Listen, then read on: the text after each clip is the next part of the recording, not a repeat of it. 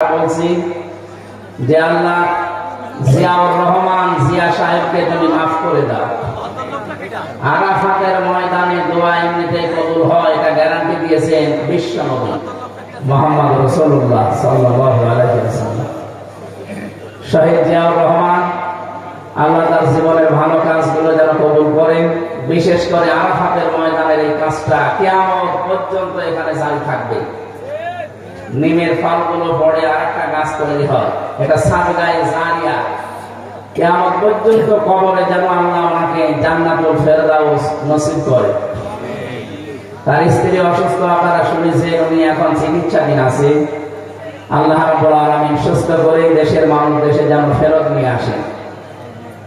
আর একজন গেছেন বাংলাদেশ জামাত ইসলামী কেন্দ্রীয় কমিটির শ্রদ্ধাভাজন আমির জামাত ডক্টর শফিকুর রহমান হাফিজাহুল্লাহ, উনি কাতারে আছেন, কুয়েতে। আল্লাহ রাব্বুল আলামিন তাকেও যেন সহি সালামতে দেশে ফিরিয়ে নিয়ে আসেন। আর একজন গিয়েছে আল্লাহর রাস্তায়, বসে আছে। অনেকে আশায় বুক বাঁধে মাঝে মাঝে, এই যে গোপালগঞ্জের কিছু মানুষ আছে যারা আশায় বুক বাঁধে বেঁধে দেশে বিশৃঙ্খলা করে, তখন পেছনে লাল হয়ে যায়। প্রশাসন এমন লাল বানিয়েছে, ওই কয়েকদিন শুনলাম গোপালগঞ্জ থেকে ঢাকা গেলে বসে গেলে 300 টাকা, বানিয়ে গেলে 1 বেদেবের ইতিহাস হচ্ছে যারা পালিয়ে যায় তারা আর ফিরে আসে না, এটাই ফাইনাল। 805 বছর আগে পালিয়েছে লক্ষণ শেখ, আজও আসেনি, আর আসার সম্ভাবনা নেই। কথা বলেন না কেন? আশরাফ ঘানি পালিয়েছে, এসেছে। বাশার আল আসাদ পালিয়েছে, এসেছে।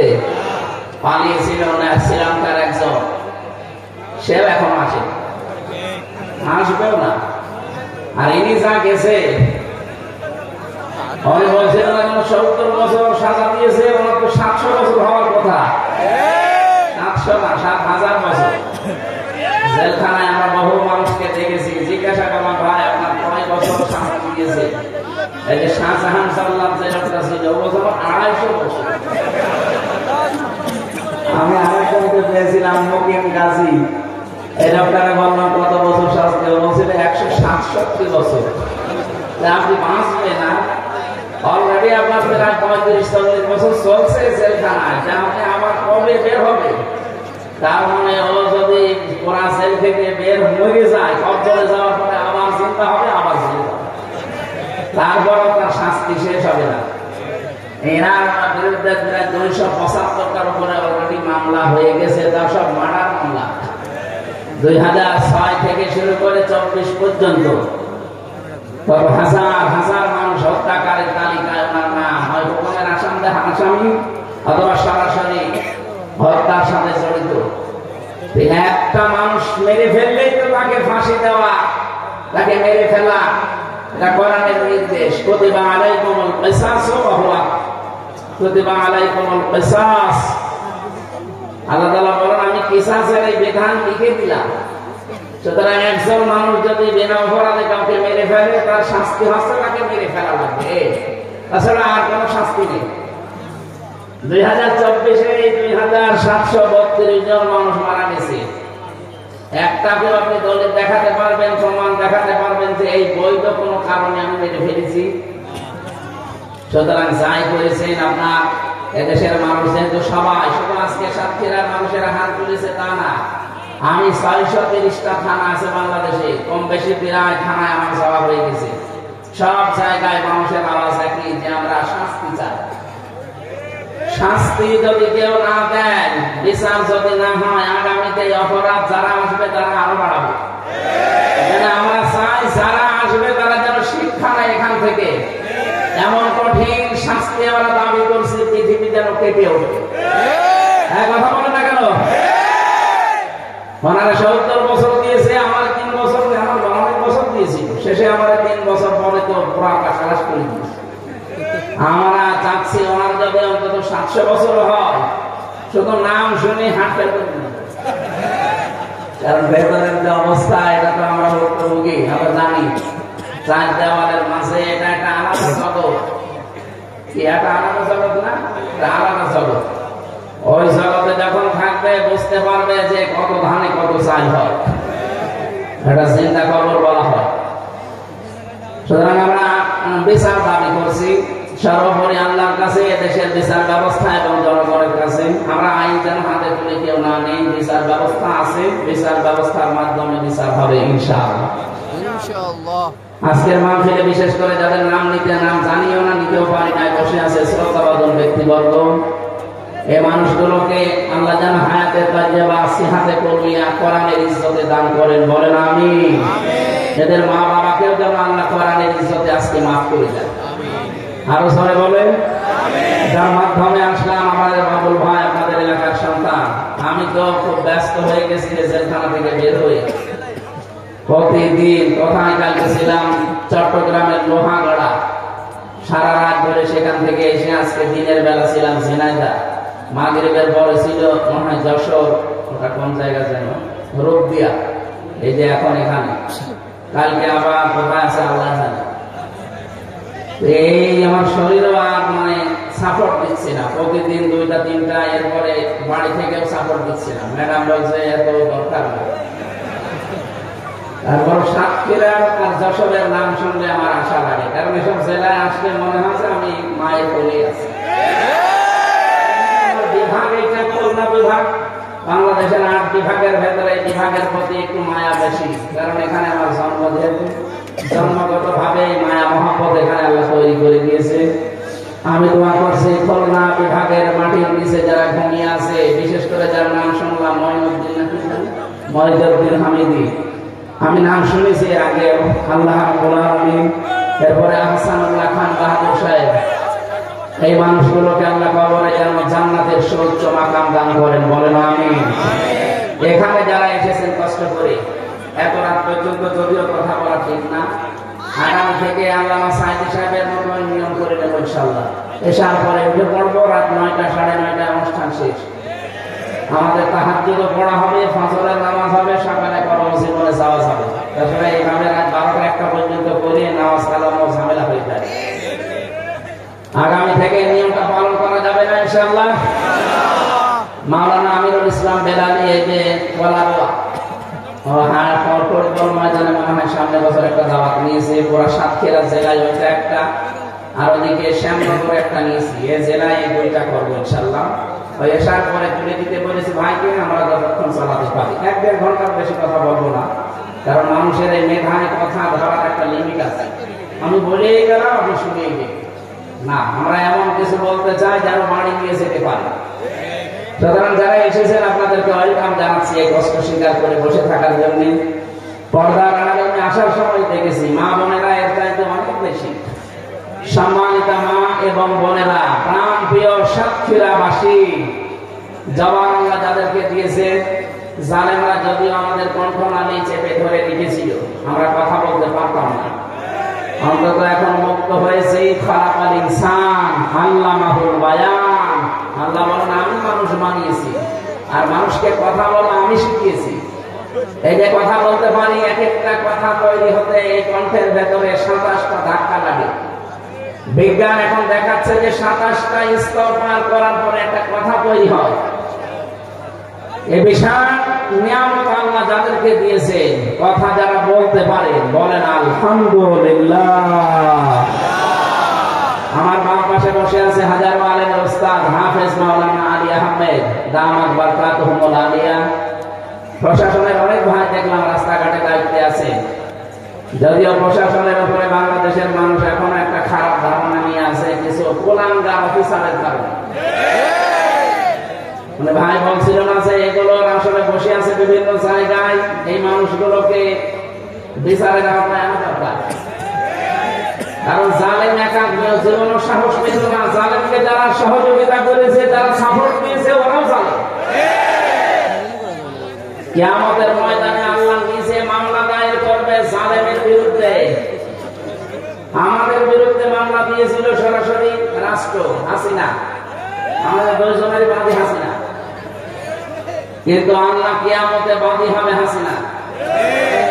এটা আমি ভাঙতে বললাম, সূরা শুরা 25 নম্বর পারা 6 নম্বর পৃষ্ঠা 13 নম্বর লাইনের 42 নম্বর আয়াতের প্রথম অংশে আছে ইন্নামাস সাবিলু আলাল্লাযিনা ইয়াজলিমুনা নাস। আল্লাহ বলেন অবশ্যই আমি নিজে মামলা দেব, কেস করব তাদের বিরুদ্ধে যারা মানুষ হয়ে মানুষের উপরে জুলুম করে। এই 15.5 বছরে যে জুলুম নির্যাতন হয়েছে মানুষের উপরে, এটা কি বলা লাগবে? এই যে সাক্ষী দেখতে পাচ্ছেন না আমরা, একেবারে সাক্ষর সাক্ষী আমরা ভিকটিম নিজেরা। এই সাতক্ষীরা বাংলাদেশের সবচাইতে বড় নির্যাতিত জেলা। এরপরে বাংলার জমিনে সাতক্ষীরার পরে চাঁপাইনবাবগঞ্জ। এদের বাড়ি ঘরগুলো বুলডোজার দিয়ে ভেঙে দিয়েছে। পৃথিবীর মানুষেরা যখন দেখতাম, আমি বাইরের দেশে বহুদিন ছিলাম, ওই সমস্ত জায়গায় দেখতাম মানুষের সাতক্ষীরা চাঁপাইনবাবগঞ্জের এই দৃশ্যগুলো দেখতো আর কান্নাকাটি করতো। কি মানুষের উপরে এরকম কাজ করা যায়? অথচ জালেমরা এই কাজগুলো করতো আর রাতের বেলা তারা হাসিতে ফেটে পড়তো। কারণ এখানে ইসলামী মাইন্ডের মানুষগুলো বেশি বাস করে এই সাতক্ষীরা জেলায়। সুতরাং আপনারা যে জুলুম অত্যাচার নির্যাতনের শিকার হয়েছেন, আপনারা যদি মামলা নাও দেন, আপনাদের পক্ষ হয়ে আমার আল্লাহ নিজে মামলা দিন। এটা 1628টা চেয়ার ছিল এই দেশে, মেন চেয়ার, এই চেয়ার না, আসল চেয়ার যেগুলো 1628টা। এখানে যারা ছিল কম বেশি সবাই জালেম আর জালেমের দোষর। এই কথা বলো না কেন? বলেন তো, জালেম হলে তার বিরুদ্ধে মামলা দেবে কে? মামলার বাদী যত বড় হয় কেস তত কঠিন হয়। আমাদের মামলার বাদী তো রাষ্ট্র, এই জন্য কেস এরকম কঠিন হয়েছিল। যদি কোন সলিমদ্দি কলিমদ্দি মামলার বাদী হয়তো আমার 3 দিনের বেশি রাখতে পারবো না। আমি আকিস গ্রুপের খতিব ছিলাম, কয় টাকা রাখবে আপনার? কিন্তু এমন মানুষ মামলা দিয়েছে, কত টাকা পয়সা আগে পাচার করা শেষ, টাকা নিয়ে কি করবো? আমার দেশ পত্রিকা রিপোর্ট দিয়েছে না, যাওয়ার সময় শুধু 14টা ব্রিফকেস নিয়ে গেছে, সব মাটি ভরাট করা ছিল।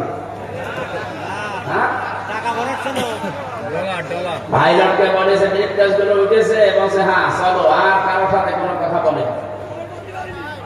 এমনকি কাওয়া কাকিকেও বলে যায়। আমারও শুধু বলে যেতে কল দিয়েছে, হামজা চলে গেলাম, 3 বছর জেল কাটালাম, মাফ করে দিও, তাও বলে পালিয়ে চলে গেল। এই জন্য আশায় কেউ যেন বুক বেঁধে দেশে বিশৃঙ্খলা তৈরি করেন না। কারো উস্কানিতে পা দেওয়া যাবে না।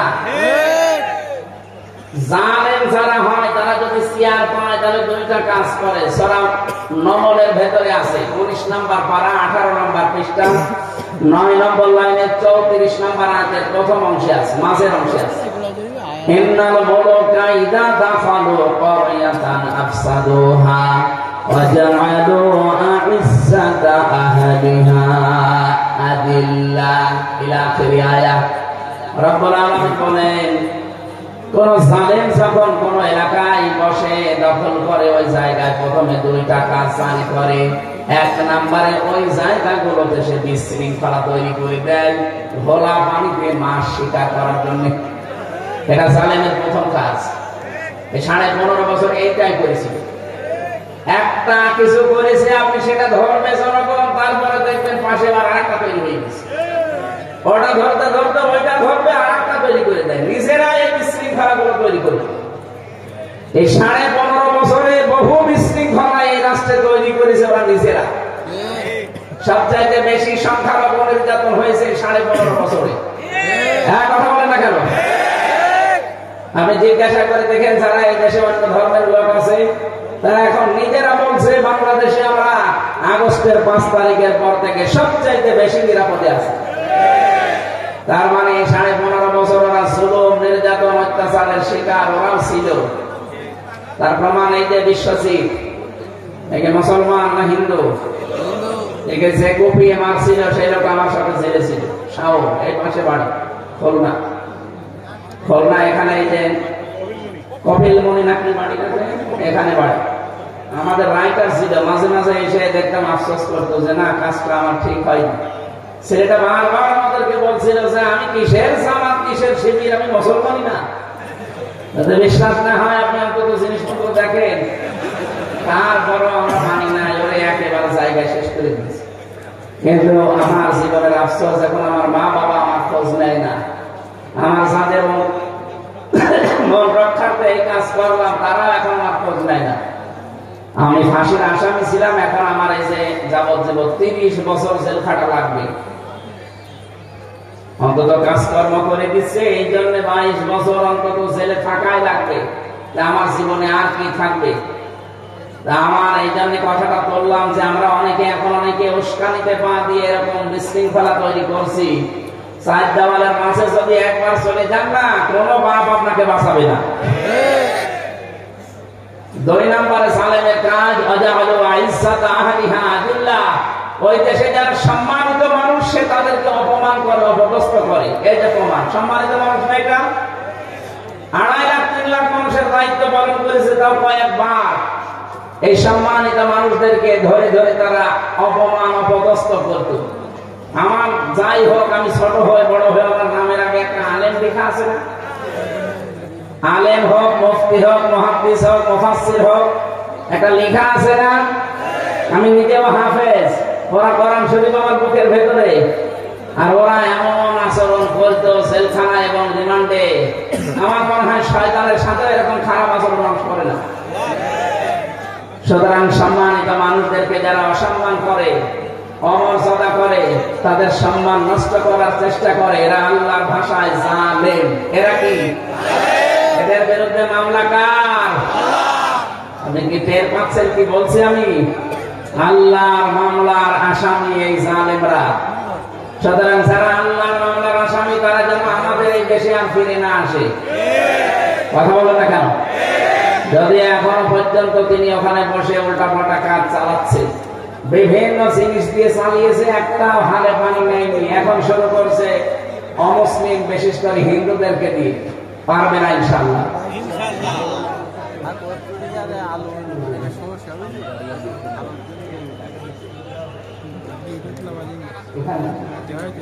মাহফিলে আমাদের প্রধান অতিথি আজকে হাবিবুল ইসলাম হাবিব ভাই 70,000 টাকা দান করেছে, বলেন মারহাবা। আল্লাহ যেন ওনার মা বাবাকে টাকার ওসিলায় মাফ করেন, এবং ওনার যে উদ্দেশ্য, এখানে পঞ্চায়েত দিয়েছে, কমিটির কাছে দিয়েছেন, আরো 20 পরে দিয়ে যাবে ইনশাআল্লাহ। আল্লাহ রাব্বুল আলামিন তার এই টাকাকে ইসলামের জন্য, কোরআনের এই প্রচারের জন্য কবুল করেন, আমিন। সম্মানিত ভাইরা, আমি যেটা বোঝাচ্ছিলাম, আমরা যেহেতু অন্তত কথা বলতে এখন পারি, জবান আল্লাহ আমাদেরকে দিয়েছেন। আরেকবার বলছি আলহামদুলিল্লাহ। দরুদ পড়ছি, সালাম পাঠাচ্ছি আমাদের নবী, মানবতার মহান শিক্ষক মুহাম্মদুর রাসূলুল্লাহ সাল্লাল্লাহু আলাইহি ওয়াসাল্লামের প্রতি। আমরা আজকে তেলাওয়াত করেছি সূরা আহজাব 44, 45, দুইটা আয়াত পড়েছি। আমরা তাফসীরুল কোরআন মাহফিল লেখা দেখলাম। আমাকে আল্লাহ যতটুকু জ্ঞান দিয়েছে তার আলোকে তাফসীর আকারে কথা বলতে চাচ্ছি। আপনারা সময় দেবেন না ইনশাআল্লাহ? পড়েন, এবার জবান খুলে পড়েন। আউযু বিল্লাহি মিনাশ শাইতানির রাজীম। বিসমিল্লাহির রহমানির রহিম। ইয়া আইয়ুহান নাবিয়্যু ইন্না আরসালনাকা শাহিদাও ওয়া মুবাশশিরাও ওয়া নাযীরা ওয়া দা'iয়ান ইলাল্লাহি বিইذনিহি ওয়া সিরাজান মুনীরা। সালামুল্লাহুল আযীম। 73টা আয়াত আছে, আমরা মাত্র 2টা আয়াত পড়লাম, 45, 46। সূরা আহজাব। আহজাব মানে দল সমূহ। হিজবুন 1 বছর, আহজাব বহু বছর। দলের কথা আল্লাহ কোরআনে দিয়েছেন, এই জন্যে বহু মানুষ মনে করে দল, এ কথা বলার দরকার কি? ইয়াকদুমু কওমাহু ইয়াওমাল কিয়ামাতি ফাআওরাদাহুমুন নার ওয়া বিসাল বিরদুল মাওরুদ। সূরা হুদ 12 নম্বর পারা, 12 নম্বর পৃষ্ঠার 1 নম্বর লাইনের 98 নম্বর আয়াত। এই যে হাফেজ আমার পাশে বসে আছে, যে কোনো তাফসীর আপনি দেখবেন এই আয়াতের বাংলা অর্থ হচ্ছে এটা, কোন নেতা যদি জাহান্নামে যায় ওই নেতার যারা অনুসারী তারা তার সাথে জাহান্নামে যাবে।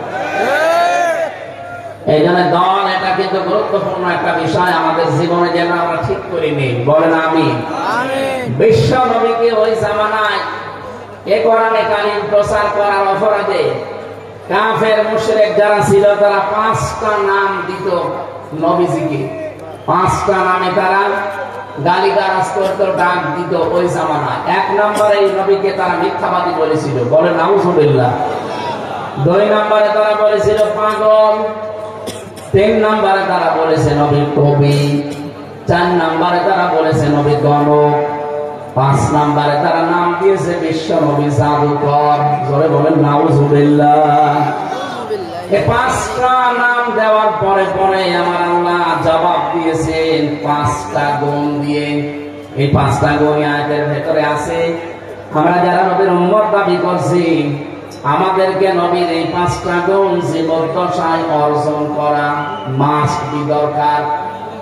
আল্লাহ আমাকে সহ যারা এসেছি অল্প সময়ের ভেতরে এই 5টা গুণ শুনে বাস্তবে মেনে চলার তৌফিক দেন, বলেন আমিন। আল্লাহ ডাক দিয়েছেন প্রথমে জবাব দিতে, ইয়া আইয়ুহান নাবিয়্যু ইন্না আরসালনাকা, হে নবী। এইদিকে তাকান, কোরআন শরীফের ভেতরে নবীজি মুহাম্মদ রাসূলুল্লাহকে কোনদিন ছাত্রের মতো আল্লাহ ডাক দেননি। অন্যান্য নবীদেরকে আল্লাহ ডাক দিয়েছেন ছাত্রকে যেভাবে শিক্ষক ডাকে ওইভাবে। এখানে যদি কেউ ক্লাস নেয়, আমার বিশ্ববিদ্যালয়ের স্যার যদি এখানে ক্লাস নিতেন, সামনে আমরা 80 জন ছেলে মেয়ে বসে আছি, উনি যা ইচ্ছা যার নাম ধরে ডাকা দরকার ডাকতে পারতেন না। এই হামজা, এই হাবিব, এই বাশার, ঠিক এইভাবে করে বলতেন সামনে আসো। ওরা 2,24,000 নবীর কথা আমরা শুনি, 27 জন নবীর নামে কোরআনে কারিমে আল্লাহ দিয়েছেন 25 জন, আর 2 জনের নাম উজ্জ্ব আছে। এতগুলো নবীকে আল্লাহ শুধুমাত্র ছাত্রের মতো ডাক দিয়েছেন, ইয়া ইব্রাহিম, ইয়া মূসা, ইয়া ঈসা। কিন্তু আমাদের নবীকে আল্লাহ যখনই ডাক দিয়েছেন সঙ্গে সঙ্গে আল্লাহ রিসালাতের ঘোষণা দিয়ে তার সম্মানটা বাড়িয়ে দিয়েছেন। আমরা যারা কিছুক্ষণ আগে পড়ছিলাম না যে মা কানা মুহাম্মাদুন আবা আহাদিম মির রিজালিকুম ওয়ালাকিন রাসূলুল্লাহি ওয়া খাতামান নাবিয়্যিন। শুধু মুহাম্মদ আয়াতে বলে আল্লাহ শেষ করে দেননি, 2টা গুণ দিয়েছেন, একটা রাসূল আর একটা নবী, শেষ নবী। কোরআনের ভেতরে আমি মাত্র 4 জায়গায় নবীর নাম পেয়েছি মুহাম্মদ, কিন্তু সঙ্গে সঙ্গে পেয়েছি রিসালাতের ঘোষণা। সূরা ফাতিহের ভেতরে আছে মুহাম্মাদুর রাসূলুল্লাহ। সূরা মুহাম্মাদের ভেতরে আছে নুসিলা আলা মুহাম্মাদিন ওয়া হুয়াল হাক্কু মির রাব্বিহিম। সূরা আলে ইমরানের ভেতরে আছে ওয়া মা মুহাম্মাদুন ইল্লা রাসূল। কোরআনে 4 জায়গায় আপনি শুনলেন, কোন জায়গায় শুধু মুহাম্মদ শুনেননি, শুধু ইব্রাহিম, শুধু মূসা, এভাবে যেখানে আল্লাহ নাম নিলেন সঙ্গে সঙ্গে রিসালাতের ঘোষণাটা দিয়ে তার সম্মান যা ছিল আরো বাড়িয়ে দিলেন। এখানে আল্লাহ নবীকে ডাক দিয়েছেন ইয়া আইয়ুহান নবী। আইয়ুহান এই শব্দটা ব্যবহার করা হয় সম্মানিত কোন জায়গায়। এই জন্য দেখবেন পুরা কোরআন শরীফে 89 জায়গায় আছে ইয়া আইয়ুহাল্লাযীনা আমানু, বলেন আল্লাহু আকবার। আমি বলছিলাম এখানে ইয়া আইয়ু এই শব্দটা হারিয়ে গেছে। মোহাম্মদ সালিমা খাতুন স্টেজের পেছনে আছে, ওনার বাবা আছে এখানে। যদি মেয়েটাকে কেউ পেয়ে থাকেন এখানে দিয়ে যান। অবশ্যই এই লক্ষ লক্ষ মানুষের ভেতরে খুঁজে আনা দুষ্কর। তারপরে যদি কেউ পান সালিমা খাতুন, বাচ্চা হবে না, ছোট বাচ্চা হবে, ওর বাবা এখানে আছে স্টেজের পেছনে, এখানে দিয়ে যাবে। সাতক্ষীরাবাসী, আমরা যেটা কথা বলতে চাচ্ছিলাম, বিশ্বনবীকে আল্লাহ সম্মানসূচক শব্দ দিয়ে ডাক দিয়ে 5টা গুণ বর্ণনা দিলেন। প্রথম নাম্বারে বলেন, ইন্না, অবশ্যই আমি, আরসালনাকা, আমি আল্লাহ অবশ্যই আপনাকে আবার পাঠিয়েছি। 2 বার আল্লাহ নিজের নাম দিলেন, ইন্না এর ভেতরে, আরসালনা এর ভেতরে, 2টাই আল্লাহ নিজেকে বুঝিয়েছেন। আল্লাহ বলেন, অবশ্যই আমি আপনাকে পাঠিয়েছি শাহিদান, আপনি সাক্ষী। এবার আসেন শব্দটার ব্যাখ্যা যায়। বহু মানুষ বহুভাবে এই শব্দের ব্যাখ্যা বহমান কাল থেকে করে আসতেছে, আপনি নতুন ভাবে শুনবেন আজকে।